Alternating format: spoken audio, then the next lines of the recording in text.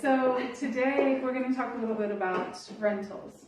So a lot of buzz is going around about Airbnb and vacation rentals. So our market is a very strong market for vacation rentals. Florida being Florida, we don't have the seasonality of winter necessarily.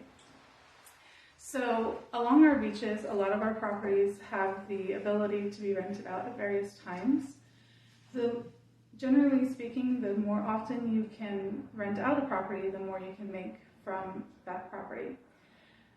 So today we're standing in a 8-plex that has the coveted nightly rental ability. In this specific property, you can rent out every night if you like. So it's a perfect vacation rental asset for someone to add to their portfolio.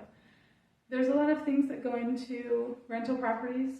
You know, your annual properties have the least amount of turnover, so the cost of running it can be less expensive than a vacation rental. But a vacation rental can make you a lot more gross income. Things to take into consideration when you are thinking about purchasing a vacation rental is there will be some more added cost. So if you're providing a place for someone to vacation, you also need to outfit the unit with furniture, accessories, utilities, and utensils and things of that nature, which you wouldn't have to do with a annual rental. Also, Florida has a bit of seasonality, not like our partners up north. We don't have the snow, so we can rent out year-round, and we see January, February, and March being more of a hot season for us, especially with people escaping the winter weather and coming down here for spring break, especially during March. So those will be your high months throughout the year.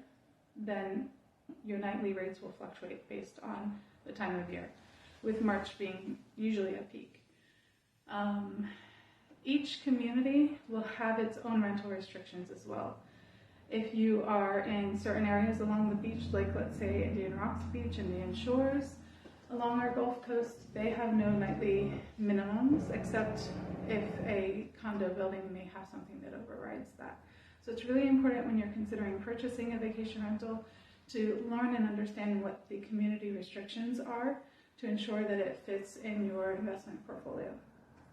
So when it comes to furnishing a vacation rental, think about what you want when you're on vacation. If you have a property that can sleep 6, make sure you have seating and forks for 6 people. You'd be surprised how many times people overlook that, but it's an important component when you are outfitting your vacation rental. And the best piece of advice, if you are looking to add vacation rentals to your portfolio, after you purchase one, stay in it for a little bit. See what it needs. See what you would want as a vacationer and add that to it, because that's important when it comes to your guest experience, which is kind of how you get higher rates.